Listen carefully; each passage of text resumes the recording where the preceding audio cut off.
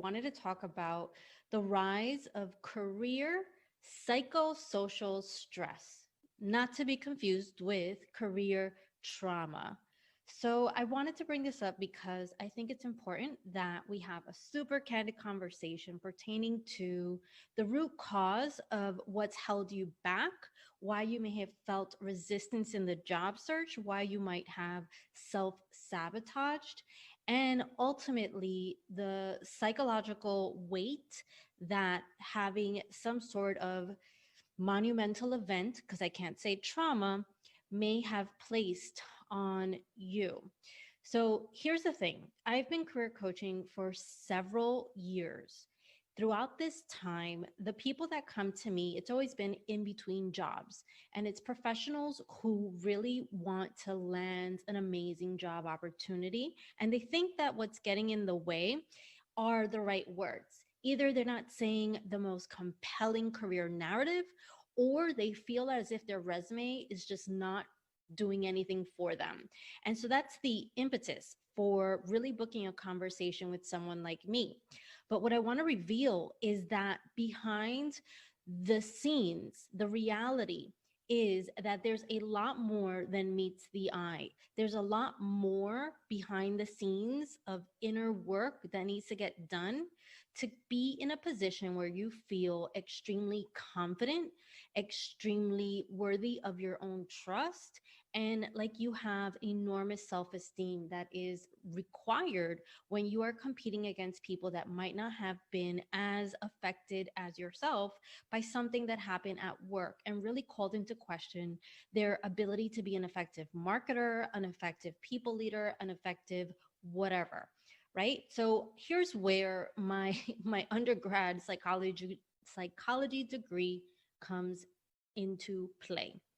So when I was trying to think about how to organize my thoughts pertaining to this, what I want to call career trauma, I was just curious. Well, what does the psychology Bible of mental illnesses and diagnoses call this? What I've been experiencing with my clients for decades now. And they call it a psychosocial stress. They do not call it a trauma. So, what do I mean by that? It could be a job loss. It could be that you have been demeaned for decades. You have been belittled for decades by different employers, undervalued extensively. But it's not called a trauma according to the psychology Bible. So, what they do define as a trauma is something that affects you as far as being an actual or a threatened sort of event to your life, right? And when I think about why a lot of professionals work at roles that they don't feel extraordinarily passionately tied to, it is because you have come to believe that you need a job in order to pay bills, to have the resources that you need in order to live life. Should we really be treating what is going at the workplace as a real traumatic event? Ultimately, if you're at an office and you have been belittled or demeaned in front of your peers, let's just imagine this happened 10 years ago. Is it not possible that right now, when you're job searching, that little voice in your head pops up of when you were not as worthy of a particular job title, a particular assignment that may have really stretched your capabilities? Is it possible that that thought is in your subconscious and is really playing a role as to whether or not you go after a director level role, VP level role, people leader role? Well, I would argue that it is possible because I have seen that. Here's another example. Let's imagine that you went and you were operating, at the VP level and you were doing some amazing work for a small organization. And then ultimately they sued you for whatever reason. They sued you. Would that not force you to call into question whether you should be playing that big, whether you overstepped your boundaries? might that have an effect on you down the line if you decide to land another opportunity that feels bigger than what you had been capable of? I would argue, yes, it plays a role. It is definitely something that will hold you back or really inform how big you play in life or how small you decide to play professionally. So these moments that might feel tender when asked a job interview question about, those are the moments that oftentimes really inform the range of possibilities of your career and your capabilities.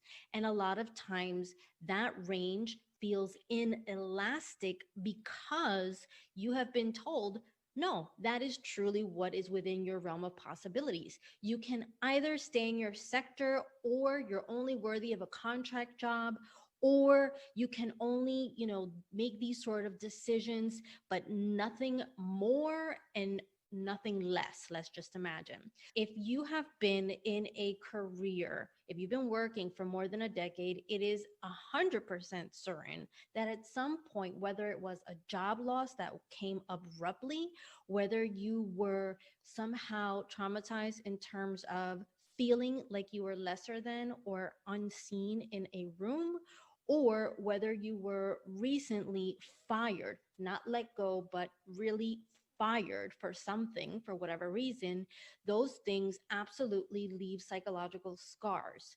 So here's where I come in. A lot of times you and I might be scheduled to have a conversation pertaining to the most polished job interview answer. And what I have to say is that I can give you the perfect words. I could have you sounding like that you can walk on water. However, behind the scenes, if at the root of your self esteem, self confidence, and sense of self trust, if we don't resolve what career trauma or psychosocial stress, according to psychology experts, has been left unresolved, if we don't resolve that at its root in terms of well defined coaching and really figuring out what's at the helm of your career choices, then you might be able to parlay the best interview answer in the universe, but your voice might tremble inside. You might have the most beautifully put together resume. However, you will not apply to a job that is above your weight category because of what some person may have told you in the past. You can do the inner work and figure out how to resolve whatever happened in your career that caused you to think too little or caused you to feel limited, so that you can then one day ultimately soar. And that's what I want for you. I want us to have a deep conversation where I'm asking you the questions that are going to help you unearth what's at the root cause of your resistance, self sabotage, and sense of low self esteem when it comes to the things that might not feel like they're part of this psychosocial sort of trauma, but really are, such as being afraid of talking to strangers and asking for help by way of networking, such as being hesitant to pour your heart into a job opportunity and just opting for easy apply so that that rejection doesn't feel so bad. These are the things that are happening, and these are the symptoms that you might be experiencing when it comes to having had some rough patches in your career or downs in your career that you have yet to resolve and look in the face and realize that chances are they were not about you. And chances are they were not a reflection of your capabilities, and you can absolutely move beyond them. So schedule a breakthrough session with me today. The link will be right there for you. And be ready to really understand what's at the root cause of those insecurities. What's at the root cause of whatever might be holding you back pertaining to really fulfilling your ultimate career?